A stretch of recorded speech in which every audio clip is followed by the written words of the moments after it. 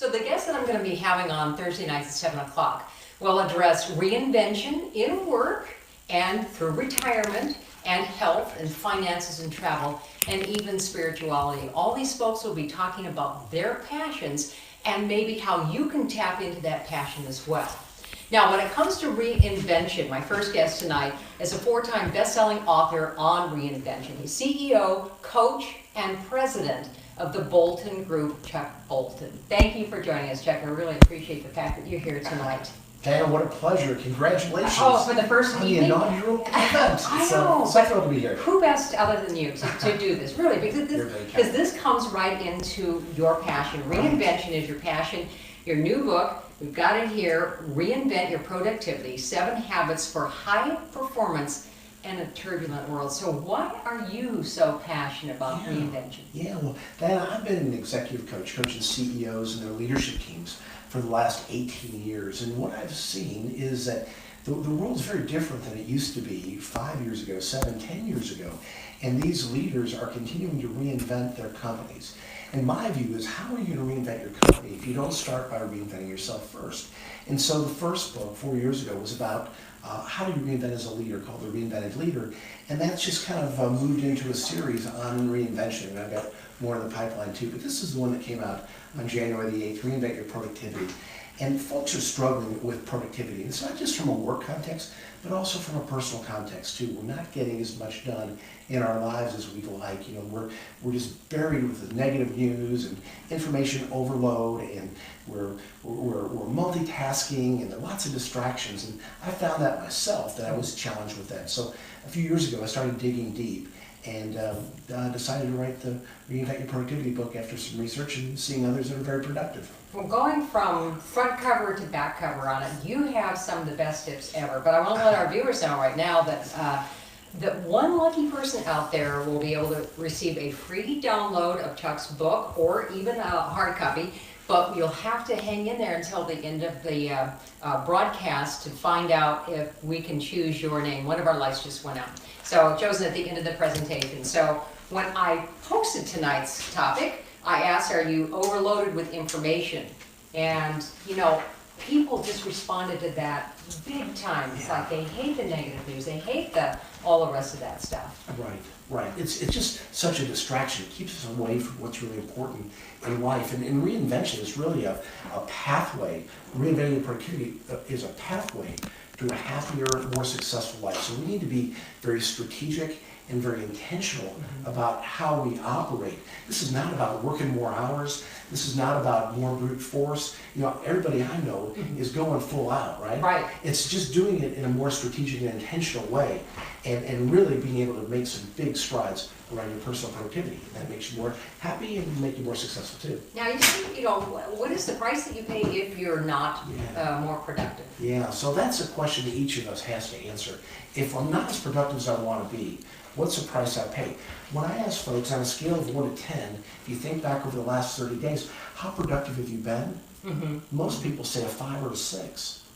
And then I'll ask the question, well, where would you like to be? Where must you be? And they'll say a 9 or a 10. So clearly there's a gap between where most are and where they want to be. And we pay a price when we're not as productive as we'd like to be. That's right. And so you also say that greater productivity is a pathway to a happy and richer and really more, productive life, obviously. Absolutely. When happiness, too. When we're more productive, we get to spend the time on the causes that are important to us, with the people that we love, doing the things we love to do. And so when we're going to devote our time, let's be as productive as we can be so we can enjoy all life has to offer. Now, I just have to let everybody know, I have 2 people behind the scenes that are kind of running around. So when we had a light go out, they're in the process of trying to plug it in so that it will come back. But, it's a home broadcast, right? It happens at the big guys, too, doesn't it? It does indeed, so we just keep rolling, right? Okay, so now you have a definition, that first chapter, then you're talking about success. Yeah. So the first chapter is titled Create Clarity. And the view is if you don't know where you're going, any road will take you there. You've got to create clarity for yourself. And where we really start with that is to define our own personal definition of success. What does success mean to me? Once we've done that, then we've got to create our why. What's our passion that gets us out of bed in the morning that we can really throw all our energy in And so the book will talk to you about how to find your why if you haven't found that yet. The other areas around creating your clarity are the 3 invaluable values that you commit yourself to. If you had to wear on a t-shirt, you could do that credibly, because people will say, that's you, Diana. And then lastly, what's your intention? When you're rubbing shoulders with other people, what is it that you intend for them to experience when you're with them? How generous are you? How are you helping them grow? That's all about creating clarity. And so, again, if you're joining us in progress, we're talking about how we're going to raise our level of productivity. And so you have this great story of a bike ride that you went on when you were a very young man.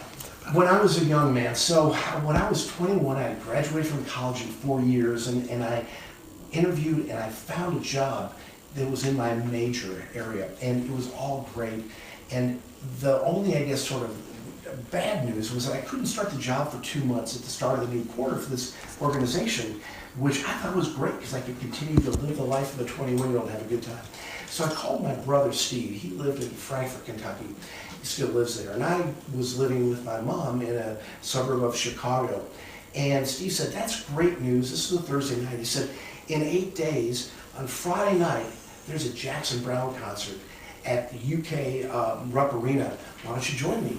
And I'm like, great, I'll be there. So I had 8 days to get there.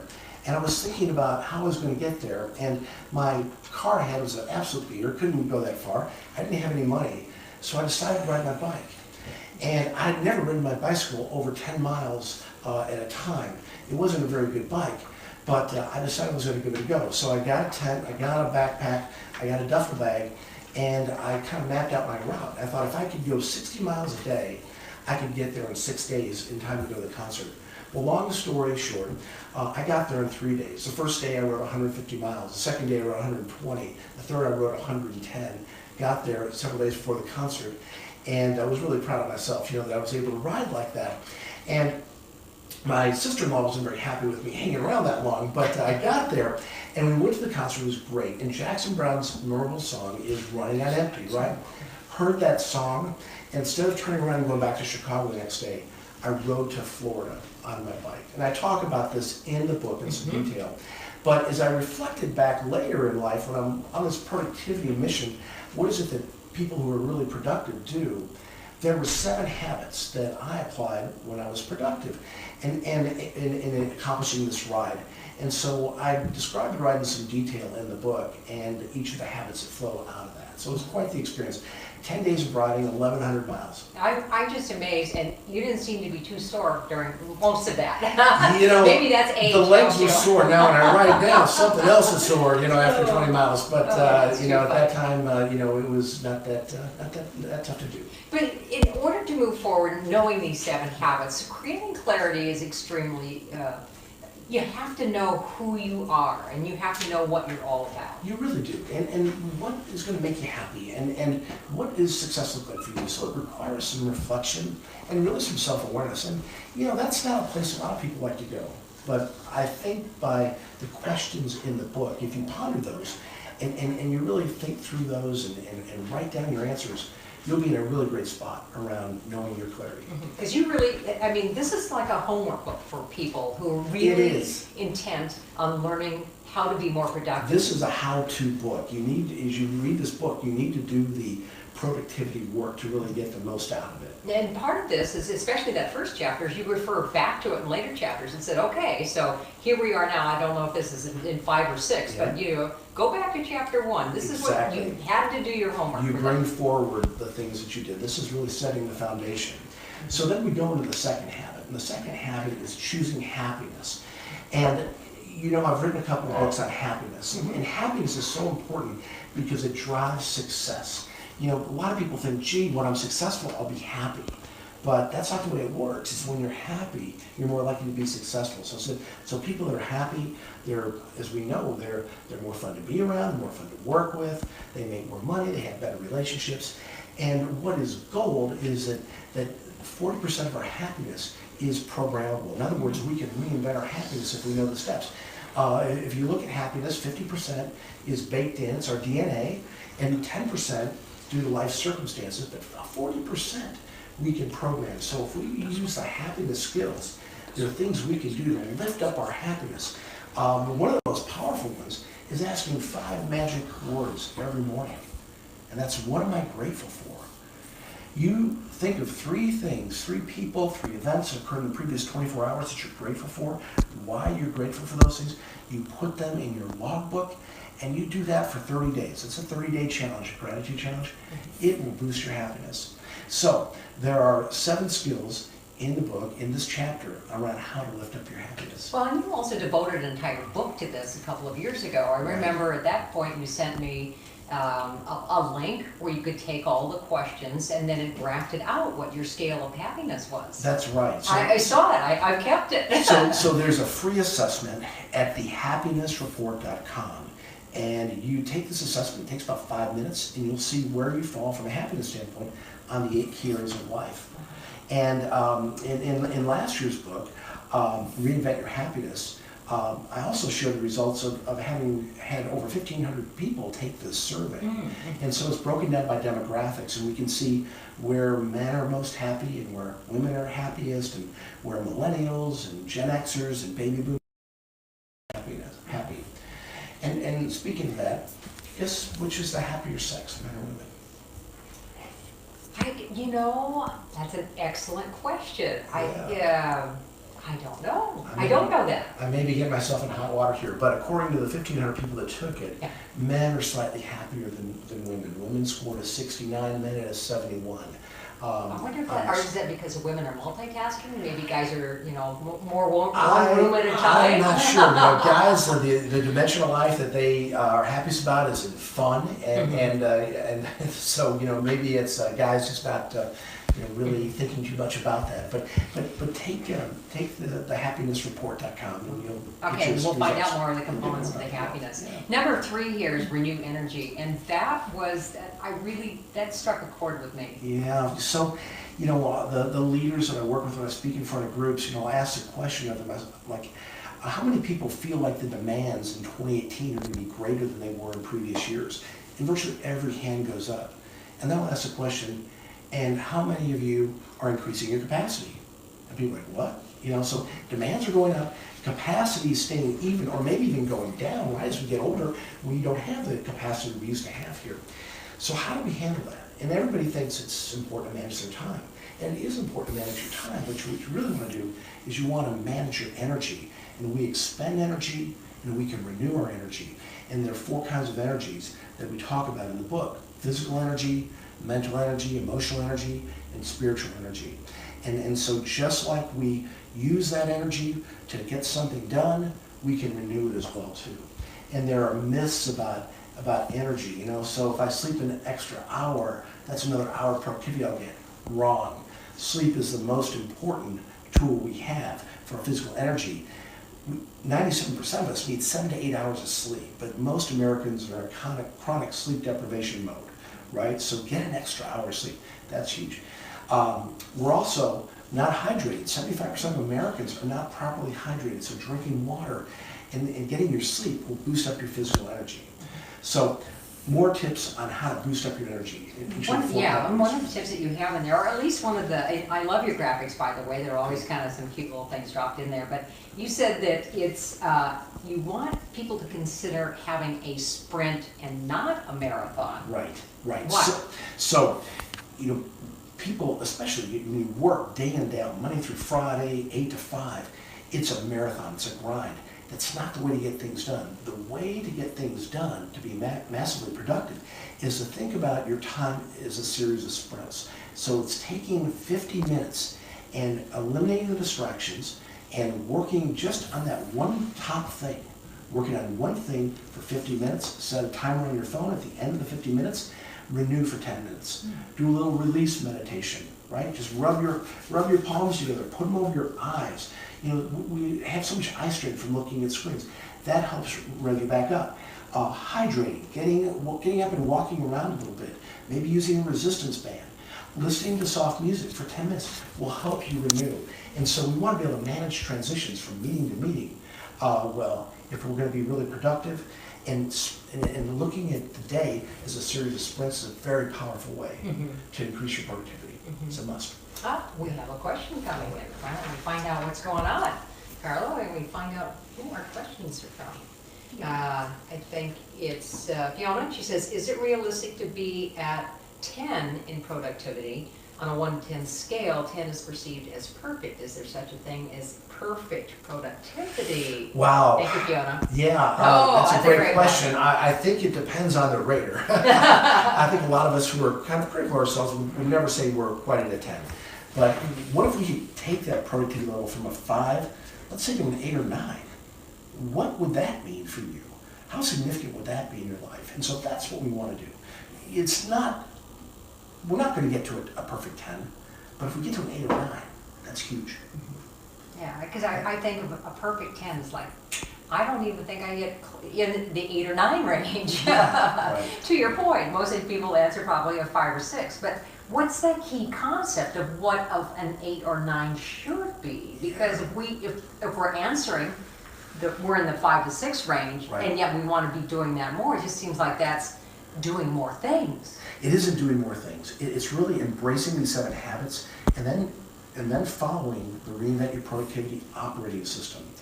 You know, most people don't have a productivity system. If you were in front of Lester Holt on NBC News and in front of 25 million people and he said, would you describe for me your operating system, your productivity system? Most people couldn't do that, right? So this is more than just having a things to do list, which by the way are evil, because most to-do lists that made me laugh out loud when I saw that. never get on the calendar, and so we just get frustrated with this long to-do list that never seems to end. And it's not just about a time planning system either. It's about really embracing the vitals. It's what are the vital functions that you do in your work in the knowledge economy and service economy. There are certain functions that drive the greatest amount of value, and we want to create massive value, whether it's at work or whether it's in our spiritual life or our personal life. So what are the 3 things that you do that create the greatest value? The proverbial Pareto principle, the 20 that gets you to 80 results. That's where you focus 80% of your time on your vital functions. And that gets us into chapter 4, or I think, around embracing the vitals. So, you know, we're plagued by this information overload, by constant distractions, social media, although I guess I shouldn't criticize social media because we're on Facebook. Because we're on it right now. We're on it right now, but you know what I mean, right? We're delivering value. We're delivering value, exactly. You know, so what we want to do is we select these 3 vital functions. Now, for me in my consulting role, my number 1 vital function is to coach and consult. That's where I create a lot of value. The second one is business development. I've got to do business development for future clients. And the third is research and development. So I'm going to spend 80% of my time on those activities. What are your vital functions today? And I would imagine as you're starting out, the what's next, it's got to be around, you know, mastering Facebook and live casting might be one. It was all of that. Every day I have been devoting, you know, a different piece of it. Even though we kind of created the page not too long ago, it's been a culmination of over 6 months of work to find it. And part of it is, again, distraction. Understand what is distraction and what is not, and what will work for me instead. And part of that, I had some really great advice coming to me, but I had to set it aside because it wasn't the advice that I needed. We actually have somebody else that has a question for us. Yes, yeah, exactly. So we'll have questions coming in. All right, thank you, Carl. So, all right, so with sprinting, is there a downtime in between, or can one operate with a succession of sprints one after another? I think that's what you said, yes, right? Yes, there is downtime. You've got to take 10 minutes or Two so more questions after that. to renew. So sprint for 50 minutes, set it on your phone for the alarm, and then renew for 10 minutes, and then you can jump into another one. I think it's tough to go for more than 3 sprints in a row. Now, when I'm book writing, I set up the sprints. By the time I do my 3rd sprint, I'm exhausted because you're exerting a lot of mental energy, right? So you might want to break up your sprints, but you could certainly do at least 2 in a row, okay? I wouldn't do 4 in a row. And the person who asked that is a very creative person. Yeah. So I can understand where she might need to break up her sprints. Well, in world-class performers, you know, violinists, they'll practice for like 90 minutes. They don't practice all day long because you hit the wall and start getting diminishing returns. So, Oh, okay, so now we have another question, is outside of the workday, how many sprints would help me get to my other goals? yeah, outside of the workday. So, not sure exactly what you mean by that, but I'm trying to guess. Well, So, if you're done at 5 o'clock, Right. and now you have other goals after Sure. that. So would you be applying sprints to, after work, you know? Oh, either, totally. You know, if Yeah. you're on a volunteer committee. Absolutely. If you're part of a kids, you're coaching kids group. Absolutely, you would. So you use those sprints into your other endeavors too. If you're wanting to learn to play electric guitar, you know, use sprint. If you're in the arts, use sprint. If you're in a volunteer organization, Right. you're going to use those as well to get maximum productivity. Okay, so then we also have another one, is after doing this for 30 days, for most people, will it turn into a habit? What's the Yeah. average time it takes? And thank you, Mark, he says, you two look so happy. Thank you. Oh, we know who Thank Mark you. is, so thank you, Mark, we appreciate that. So We're pretty excited. yeah, so let's talk about how. That's a great question. How long does it take to develop a good habit? Some habits are relatively easy to create. Like, for example, when we learn to brush our teeth, you know, that we pick up pretty quickly and we embrace that. Other habits take longer than that. And some say 28 days is a magic time. It generally takes longer than that. There's a body of research that says it takes between 60 and 66 days to really make these habits stick. So I'm going to ask you to take a minimum of 60 days, but more like 90 days to really make these stick. Yeah, that's How's one of it the things change? that I found, that when, especially if you're trying to change a health habit, Right. or an exercise habit, the more it's ingrained that you're gonna get up and do something that day versus, oh, I'm gonna go back to sleep, or I'm gonna fall on the couch, or I'm gonna ignore it. The more time commitment you have into it, the better off that works for you. Absolutely, absolutely. But you do want to develop the routines and habits because then it becomes automatic. And the problem, if we don't do that, we rely on willpower. Willpower is great to start things, but it's a fast twitch muscle that wears out quickly. So we can't rely on willpower. We've got to develop routines and we've got to develop habits. Okay, so are we good here We're before good, we move let's on? roll, yes. What, you have to tell me what a big rock is. So we're going to select our vital few functions, and then we're going to select vital few priorities. 3 priorities. Our vital few priorities, the most critical objectives we've got to get done. We chunk down those priorities in what I call big rocks. So that's how you eat the proverbial elephant, right? You chunk it down into small pieces. If you're going to write a book, you start by developing an outline for your chapters, and then you say today, I'm going to write 10 pages. And that's your big rock for the day, to write those 10 pages. Okay, well, there's some days when I'm eating very big rocks. Let's go on to the next one, although we do have some more questions over here. So as we move into the next one, we'll see what's in the bottom. Okay, yeah. So what I'm hearing is, would those sprints then equate to priority management versus time management? And what I'm hearing is that sprints equal being present in the now. Yes, that's a great answer. I wish I could put that in my book. Okay. Sprints are about being in the present and now, focused on the one top thing you must do. The one thing. That's what you get done in that allotted time period. All right, Yeah. so one thing, One just thing. choose one Just thing. the one thing, the one top thing that really matters. That's what you sprint on. So on habit 5, plan, focus, and execute, you devote a lot in this chapter. Right. So when we're going to raise our productivity, it's important for us to do planning. And that means we want to look at what do we want to accomplish over the next calendar year. Then we chunk that down into months, and then by weeks and by days. And so I'm a big believer is that on Sunday mornings, I will do a weekly plan. What are the big rocks that I want to get accomplished that week? And then each day, I'll develop a daily production schedule for what I'm going to do the following day. So we've got a plan. I want you to see yourself as a Time Magazine Person of the Year. You know, every December, they select the Person of the Year, right? And think about if things were going so well for you, you were so productive that you were selected as the Person of the Year. What would that article say? What that would say is that you took command of your life, you took command of your work, your relationships, of your financial situation, of your spirituality, of your health and fitness. And so when we see ourselves really as taking command, we operate like the CEO. The CEO only spends time on the most critical functions, on the most critical priorities.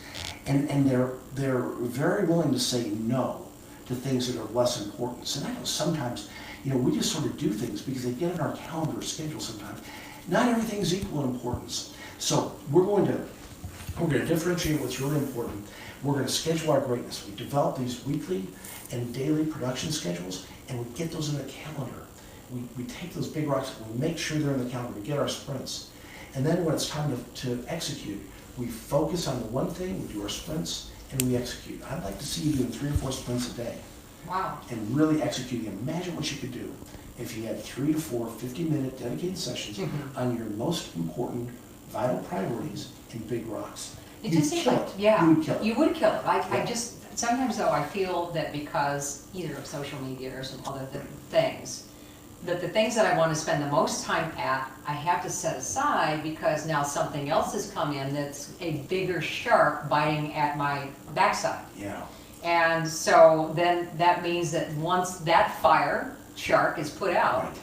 let me mix all of my metaphors together here. Then I Sure. can get back to my, Yeah. bigger priorities. And that's when we do that, then it happens someday. Someday I'll have a live cast. Someday I'll write Right. a book. You've got to really, this is where the clarity comes in. It's really clear around what's important to me. You make that time for that. You schedule that in, and that's sacred. You do not move that. And you train people to work around you and your schedule as well. Now, I'm a huge believer in having a very powerful morning routine. You gotta have a rock solid routine if you're gonna raise your productivity, both in the morning and the evening. But in the morning, if we can get a sprint in before we go to work, that's huge. So getting that first win in the morning is great. If we can take the first hour and just work on our stuff, then that's great too, when we're in the office. Now we've got 2 sprints in. So when you're talking about first thing in the morning, are you saying when you're having your cup of coffee or whatever you do, Yes. whatever your routine is first thing in the morning, no phone calls, No no email, reading no social emails, media. no, okay. You do your first sprint. You get up and you get your coffee and you go do your sprint. And you've identified what that is the night before. And so you get that in, and that's quite powerful. Sometimes I have to set a timer. It's like, okay, I've got to do this, and I will work on this until that timer goes off. Then I will go get this other extraneous stuff. Yeah. And then go back to it. But That's a great way to do it. I mean, that makes it a challenge too. Can I get this written in 30 minutes? I've got 20 minutes left. Can I get this done? So you make it a game as well. Nice. Yeah, good. So we move on to That's it. habit 6, which is win the day. Who doesn't want to win the Yeah, day, right? you want to win the day, and the way you win the day is you have a very this rock solid, I call it, routine. You've got to have a morning routine. You've got to have an evening routine as well, but especially in the morning. So mine is you hydrate. You get some exercise in. I've got my shorts and t-shirts and socks and tennis shoes on the chair next to my bed, so that I put those on after I get Mary out the door. I jump on the life cycle, and it's part of the routine. It's a habit. I don't even have to think about it, right? So you get that done first. You got to hydrate in the morning, but you got to have this rock solid routine that you plan. Don't just kind of drift. So that's powerful. And then as you win the day, there are things we can do to maintain our energy. One of them I talked about, the releases between meetings. Maybe doing a little release meditation. It's thinking about what our intention is for the next meeting. So how do I want that meeting to go? If I'm going to be meeting with Diana, I've got to be energetic, I've got to be helpful, I've got to be positive, reminding myself that that's the way I want to be. And then finally, being mindful and engaging in meditation. Meditation is huge. If we can get a 15-minute meditation in maybe in the afternoon or after we come home from work, that helps us renew our energy. And when we do all those things together, combined with the sprints, we're likely to win the day. And that's a great feeling. I know 2 CEOs of very large corporations. That's exactly what they do. They either do prayer Right. or they're in meditation for Right. over a half hour each Yeah. morning. That's how they start the morning. And it's getting big. A lot of major companies are setting aside meditation rooms to encourage people to meditate or reflect. So it's good stuff. Yeah. Okay, and so finally, here we go. Build momentum. Right. So when we develop this routine and these habits, we're going to start winning the day. When we get wins put together, then we start getting momentum. Now, not every day is going to go perfect, right? But just think about it. If it doesn't, then the next day you double down on your productivity system, on the habits, so you win that day. And if we can get 4 or 5, or 3, 4, or 5 wins a week, that's a lot better than no wins or just 1 win. So that's how we build momentum. I want you to commit to 90 days to trying these habits and seeing that they work. And as you read through the book, you're going to see that straightforward language, things you already know. You're going to say, I know this stuff. But the curse of knowledge is knowing things and not applying them. So these are common sense, but following through them is not commonplace. And that's what I'm going to encourage you to do, is to really follow through. Don't fall victim to the curse of knowledge. If I were to call you in 90 days and say, are you practicing these habits? Would the results that you're getting show that you're practicing these habits? Have you mastered these habits? I hope you'll say yes. And then remember, it's not just for you. When you're more productive, when you're happier, that creates a ripple effect around others, the people that you work with, your family, the impact that you can have, and that causes that are important to you in life. So this isn't just for you. It creates a ripple effect and affects others, and you're a role model for productivity and happiness. And that's huge. Yeah, and so finally, as we go to the last one here, what can people learn when they go to this particular site? Well, reinventyourproductivity.com is going to be a short assessment to measure where you are on productivity. That is going to be live on Monday. It's free, of course. It'll take about 5 minutes. Not unlike the happiness report, which gauges where you are from a happiness standpoint. This one will gauge where you are from a productivity standpoint. Give you some ideas on which habits you might want to put focus on. Nice, Yeah. nice. And if folks are interested in learning more about productivity and would like to learn more, they can, of course, pick up the book on Amazon. Exactly. And you were a best-selling author within, what, 24, 48 hours of It posting was that? less than 24, Oh, so good that was for you. lucky, you know, but it was good. And it's priced at 99 cents on Kindle. And for the month of January, whether you buy a physical paperback copy or the Kindle copy, 100% of the proceeds are going to Mobility Worldwide, which is an organization that makes hand-cranked wheelchairs for people who are leg disabled. All over the world, it's unbelievable. 75 million people can't walk. I take for granted the ability to walk, but this organization makes these hand-cranked wheelchairs. They're made here in Minnesota, and they're sent out all over the world, and I'm part of the group that goes and volunteers there. Oh, nice. So Because I I've get never heard of this 100% group of the before, so proceeds. that's Mobility fantastic. Worldwide, yeah. Okay, so say it one more time. MobilityWorldwide.com. Okay. Well, thank you so much for joining us today. I really appreciate it. Thank you for having me. One of our viewers is going to be able to get either a Kindle download, we'll contact you, or a hard copy. But we're going to select your name. It's going to be random, and so we hope you enjoy it. I know you will enjoy it. I have certainly enjoyed it. So thank you so much, Chuck, for joining us on that one. I'm going to tease what's coming up next Thursday. So Christina Hausman, she's the Executive Director of Voyagers National Park Association. She's going to be my guest. And we're going to have a special rollout announcement about how we are partnering on their National Park Teen Ambassador program. So I hope that you will join us now. On a quick shout out to Scott Beeman and Carla Berlin, who are standing behind the scenes here. Thank you both for running around and putting on the light and making sure that we got our questions from our viewing audience. Thank you to both of you. So here's to living your passion at any age, and I hope to see you next week.